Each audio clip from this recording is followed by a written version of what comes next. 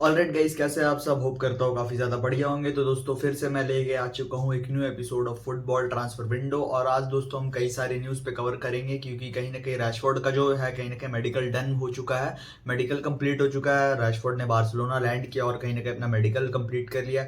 उसके बाद दोस्तों बात करेंगे कि एक स्पेन से क्लब है जो कहीं ना कहीं अब पाउ विक्टर को लेने के लिए तैयार है, उस डील पे भी हम डिस्कशन करेंगे। उसके बाद दोस्तों हम कहीं ना कहीं बात करेंगे कि हमने बार्सिलोना ने पिछले 2 सालों में, यानी कहीं ना कहीं जब हंसी फ्लिक का पहला सीजन था उस टाइम के ट्रांसफर विंडो और अभी के ट्रांसफर विंडो को मिला के जो 3 ट्रांसफर विंडो हुए हैं उसमें कहीं ना कहीं बार्सिलोना ने 100 मिलियंस के प्लेयर सेल्स किए। कहीं ना कहीं आप भी सुन के शौक होंगे, और वो भी लामासिया के। तो कहीं ना कहीं आप सुन के जरूर शौक होंगे, पर उसके बारे में भी हम कवर करेंगे। उसके बाद हम बात करेंगे कि कोनाटे टू रियल मैड्रिड क्या होने वाला है, क्या हो सकता है, क्या सिचुएशन है, क्या बन रही है बातें, उस सब के बारे में भी डिस्कस करेंगे कहीं ना कहीं दोस्तों। तो बस वीडियो स्टार्ट करना चाहूंगा। स्टार्ट करने से पहले दोस्तों एक छोटी सी रिक्वेस्ट है कि प्लीज चैनल पे नए हो तो चैनल को सब्सक्राइब कर दो, वीडियो को लाइक कर दो, शेयर कर दो, ज्यादा से ज्यादा एक प्यार से कमेंट कर दो। मैं आपको ऐसी फुटबॉल के रिगार्डिंग ट्रांसफर न्यूज की वीडियोस लाता रहूंगा और आपके प्यारे फुटबॉल के कंटेंट को मैं कहीं ना कहीं क्रिएट करने की कोशिश करता रहूंगा। तो चलो दोस्तों बिना किसी देरी के वीडियो को स्टार्ट करते हैं। तो दोस्तों सबसे पहले हम कवर करना चाहेंगे रैशफोर्ड की मेडिकल और उसकी सैलरी। तो दोस्तों आज कहीं ना कहीं जो आपने कल का जो दिन था वो काफी ज्यादा अच्छा था बार्सिलोना फैंस के लिए, क्योंकि रैशफोर्ड आए दोस्तों और रैशफोर्ड ने कहीं ना कहीं डील साइन कर ली है बार्सिलोना के साथ। अभी उनका मेडिकल डन हो गया, बस ऑफिशियल प्रेजेंटेशन 1-2 दिन में हो जाएगा और भाई Rashford will be ready to travel with the team in upcoming Asia tour. तो दोस्तों ये तो थी बात रिगार्डिंग रैशफोर्ड के मेडिकल और उनके प्रेजेंटेशन की। अब बात करते हैं उनकी सैलरी की। तो कई सारे जो रिपोर्ट्स निकलकर सामने आ रहे थे दोस्तों कि रैशफोर्ड ने 5 मिलियन की सैलरी दी। तो दोस्तों ऐसा कुछ नहीं है। रैशफोर्ड ने वेज कट लिया, लेकिन ओनली 15% का वेज कट लिया, उनसे ज्यादा उन्होंने वेज कट नहीं लिया। तो अप्रोक्सीमेट उनका सैलरी कहीं ना कहीं चल जाएगी 14-15 मिलियन, अगर बोनस वगैरह ऐड कर दे सब। तो परफॉर्मेंस बेस्ड बोनसेस है और कहीं ना कहीं उसको अगर हम ऐड कर दे दोस्तों तो कहीं ना कहीं ये उनकी सैलरी जो है मार्कस रैशफोर्ड की अप्रोक्स चल जाती है ग्रॉस 14 से 16 मिलियन के अराउंड। ये फ्राबिजियो ने कहीं ना कहीं रिपोर्ट किया है दोस्तों। इसका मतलब उनकी नेट सैलरी रहेगी जो उनको इन हैंड मिलेगी, क्योंकि स्पेन में टैक्स वगैरह बहुत कटता है। और अगर कहीं ना कहीं दोस्तों अगर रैशफोर्ड अपने सारे बोनस परफॉर्मेंसेस रिलेटेड बोनस नहीं ले पाते तो दोस्तों उनकी सैलरी रहेगी 10 से 12 मिलियन के अराउंड। अगर बोनस वगैरह वो ऐड कर लेते तो 14 से 15 मिलियन होता है। पर दोस्तों क्योंकि ये स्पेन है, ये ला लीगा है, आपको पता है यहाँ पे ऐसा नहीं हो सकता कि आप कहीं ना कहीं दोस्तों आप ला लीगा को बोले कि इनकी तो 12 मिलियन की सैलरी, 3 मिलियन तो एड ऑन है वो मिलेंगे नहीं मिलेंगे, ला लीगा उसको भी ऐड करती है। तो कहीं ना कहीं 15 मिलियन का एफएफपी भाई ला लीगा कहीं ना कहीं जोड़ेगी बार्सिलोना को। तो उनके लिए कहीं ना कहीं बार्सिलोना को अब स्पेस बनाने की डेफिनेटली दोस्तों जरूरत है, काफी ज्यादा जरूरत है। तो इसी के पीछे बार्सिलोना कहीं ना कहीं अब प्लानिंग कर रही है 1:1 में। सब वेट कर रहे हैं अगस्त का। अभी रिपोर्ट्स ऐसी निकल कर दोस्तों सामने आ रही है कि जो ऑडिटर है वो कहीं ना कहीं कंसिडर करेंगे दोस्तों कि वो जो हमारी वीआईपी सीट्स है, लेकिन अभी उसके रिगार्डिंग ये बार्सिलोना बहुत ज्यादा मुश्किल में फंसी है, क्योंकि क्लब ने अपना कहीं ना कहीं पोपट कराने का कहीं ना कहीं अपन मान ही लिया है। पहले अनाउंस कराया भाई, एक ट्रक में बॉक्स लगाया और कहीं ना कहीं पूरे शहर में अनाउंस किया कि भाई कैंप नो में रिटर्न करेंगे हम, पर वो रिटर्न का डेट कहीं ना कहीं कैंसिल हो गया। अब दोस्तों कहीं ना कहीं हमारा जो हर साल हम जॉन कैंपर ट्रॉफी खेलते हैं वो भी हमें मॉन्जुइक में वापस से जाके खेलना पड़ेगा। तो अभी वही दोस्तों कहीं ना कहीं सिचुएशन अटकी पड़ी है। अभी देखते क्या होगा। डेफिनेटली बार्सिलोना है, लपोर्टा है, कुछ ना कुछ दिमाग दौड़ाएंगे और दोस्तों जरूर मेरे को लगता है मार्कस रैशफोर्ड को रजिस्टर्ड कर देंगे। ऐसे भी अगर 1:1 में आते तो पहले हमारे रजिस्ट्रेशन होंगे जॉन गार्सिया की, उसके बाद दोस्तों रजिस्ट्रेशन होगा सुट्टाधारी सेजनी का, और उसके बाद ही रजिस्ट्रेशन होगा दोस्तों कहीं ना कहीं मार्कस रैशफोर्ड का। तो ये थी दोस्तों रिगार्डिंग मार्कस रैशफोर्ड की न्यूज। अब हम लोग बढ़ते हैं अगली न्यूज की तरफ। तो दोस्तों अगली न्यूज कहीं ना कहीं दोस्तों निकल के आ रही है, ये भी बार्सिलोना से है। तो दोस्तों बताया ये जा रहा है कि स्पेन का एक क्लब जो मैंने आपको बताया था पाउ विक्टर के लिए इंटरेस्टेड है। जो यहाँ दोस्तों वो क्लब कोई और नहीं बल्कि वो है वेलेंसिया। तो जी हाँ दोस्तों, वेलेंसिया काफी ज्यादा इंटरेस्टेड है दोस्तों पाउ विक्टर में। लेकिन दोस्तों प्रॉब्लम ये है कि बार्सिलोना चाहती है एक परमानेंट ट्रांसफर और वेलेंसिया वही चाहती है कि कहीं ना कहीं हमें वो लोन पे मिल जाए। तो बार्सिलोना डेफिनेटली अभी लोन पे देने के लिए तैयार नहीं है पाउ विक्टर को। वो चाहते हैं कि कहीं भी जाए परमानेंट ट्रांसफर हो जाए। और 10 मिलियन की, जैसा कि अब हम सबको पता है कि बार्सिलोना की आस थी 10 मिलियन। वेलेंसिया डेफिनेटली तो उतना तो नहीं देगी। अगर वो परमानेंट जाते भी है वेलेंसिया में तो मेरे को 5 मिलियन मैक्सिमम लगता है, और अदरवाइज वो लोन पे ही जाएंगे अगर वेलेंसिया जाएंगे तो। क्योंकि अभी सीरिया के क्लब्स, कई सारे क्लब्स का इंटरेस्ट निकल कर तो सामने आ रहा था, पर अभी कुछ कॉन्क्रीट टॉक्स नहीं है। कॉन्क्रीट में अभी सिर्फ एक वेलेंसिया का ही ऑफर है बार्सिलोना के पास।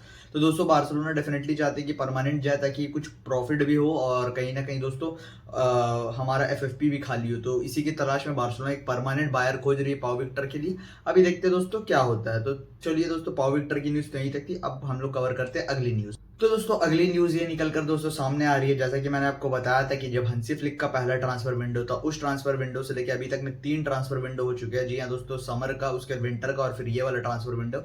तो पिछले 3 ट्रांसफर विंडो में दोस्तों कहीं ना कहीं बार्सिलोना ने दोस्तों 100 मिलियन वर्थ के प्लेयर सेल किए हैं।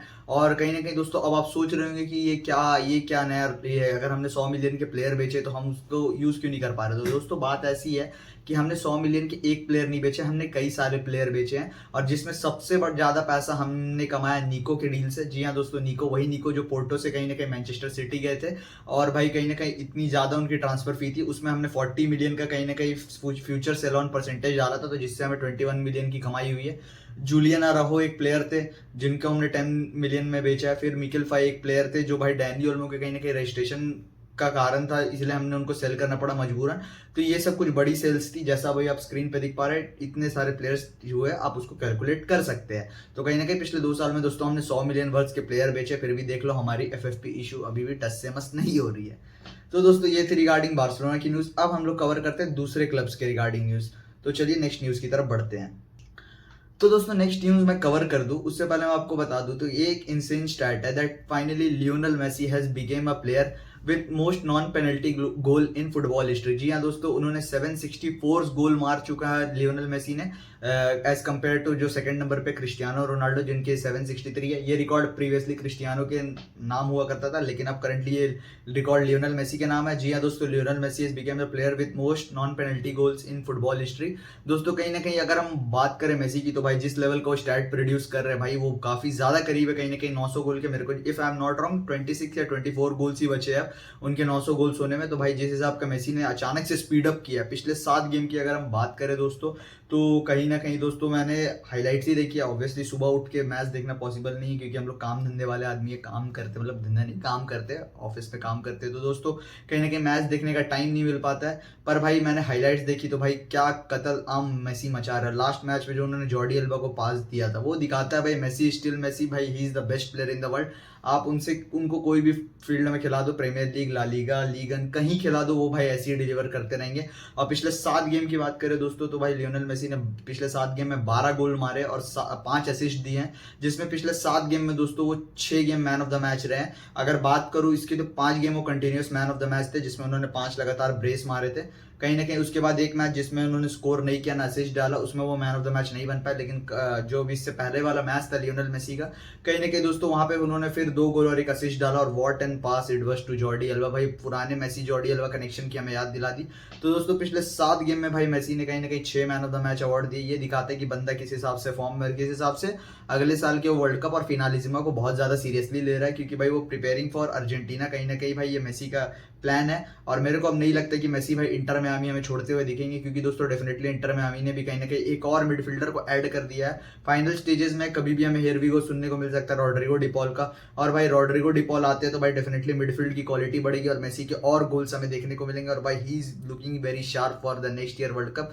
तो माई डिफेंडर है just all have to get scared, because भाई मेसी इज मेसी। भाई पीएसजी में उनका कितना ठंडा सीजन गया था, वर्ल्ड कप में आके उन्होंने दिखा दिया why he is the best player in the world. Gvardiol वाली वो असिस्ट हो, या फिर वर्जिल वैन डाइक के अगेंस्ट वो पास निकाल देना, भाई वो दिखाता है कि मेसी मेसी है। चाहे मेक्सिको के अगेंस्ट वो बैंगर मारना हो, तो भाई मेसी इज मेसी, उनके आसपास का प्लेयर कोई हो भी नहीं सकता। ही is the best player for me.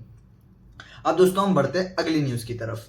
तो दोस्तों अगली न्यूज निकल कर आ रही है दोस्तों कहीं ना कहीं रियल मैड्रिड से। तो बताया जा रहा है कि Real Madrid are highly interested in भाई इब्राहिम कोनाटे, जो कि लिवरपूल के सेंटर बैक है। और इब्राहिम कोनाटे की भी कहीं ना कहीं कान खड़े हो चुके हैं, क्योंकि हम सब जानते हैं भाई मैड्रिड का ऑफर आना तो मतलब भाई प्लेयरों को कहीं ना कहीं खड़ा कर देना। और दोस्तों कहीं ना कहीं जो रियल मैड्रिड क्या है, देखो अभी रियल मैड्रिड का एक ऑफिशियल स्टेटमेंट है कि उनकी ट्रांसफर विंडो अब खत्म हो चुकी है, लेकिन पर्सनली बताया जा रहा है कि बोर्ड के मेंबर्स के अंदर कुछ ना कहीं ना कहीं हलचल मची हुई है। और जावी अलोंसो ने भी एक प्लेयर की कहीं ना कहीं डिमांड की, एक सेंटर बैक की मांग की, क्योंकि करंटली वो रूडिगर की परफॉर्मेंस से खुश नहीं है। डेविड एल्वा हम सब जानते हुए कैसेट ने वो लाइबिलिटी बन गया, क्योंकि वो खेलने से ज्यादा इंजर्ड रहते हैं। और एडर मिलिटाओ का लगातार 2 बार ACL, 2 साल वो ACL के कारण बाहर रहे, तो भाई कहीं ना कहीं दिखाता है फॉर्म में जरूर डिप आया होगा एडर मिलिटाओ का भी। और ACL के बाद हम सब जानते हैं दोस्तों कहीं ना कहीं प्लेयर सेम नहीं रहते हैं। तो जावी अलोंसो की एक पर्सनल रिक्वेस्ट है, एक और सेंटर बैक, वो कोई भी हो, लेकिन Real Madrid are considering Ibrahim Konate. अगर 20 से 25 मिलियन में आते हैं, they definitely gonna pay that money to Liverpool. लेकिन दोस्तों अब हम आते हैं लिवरपूल के स्टैंड में। लिवरपूल कहीं ना कहीं भाई इब्राहिम कोनाटे को वैल्यूएशन देती है ओवर कहीं ना कहीं 40-45 मिलियन, उससे कम की वो बिड एक्सेप्ट नहीं करने वाले।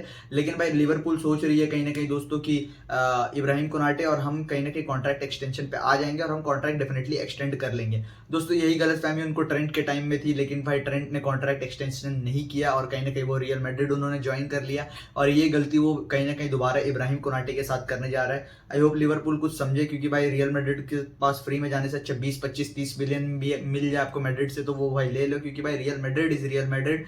प्लेयर भाई आपको कॉन्ट्रैक्ट रन आउट कर लेगा और आप उसको बैठा भी नहीं पाओगे, वो आपका स्क्वाड के लिए इतना इंपॉर्टेंट पार्ट होगा वर्जिल वैन डाइक के बाद, तो कहीं ना कहीं दोस्तों उसको बैठा भी नहीं पाएंगे और भाई दोस्तों वो अगले साल फ्री में भी चल जाएगा। उससे बढ़िया आप अभी कहीं ना कहीं 20-25 मिलियन जो मिल रहा है ले लो और भाई एक अच्छा उनका प्रॉपर रिप्लेसमेंट लेके आओ, ताकि भाई आपकी इतनी तगड़ी ट्रांसफर विंडो जो आपकी चल रही है कहीं ना कहीं उसमें आपको प्रीमियर लीग में कोई दिक्कत ना हो। मेरे को पर्सनली मेरा ये ओपिनियन है टुवर्ड्स लिवरपूल।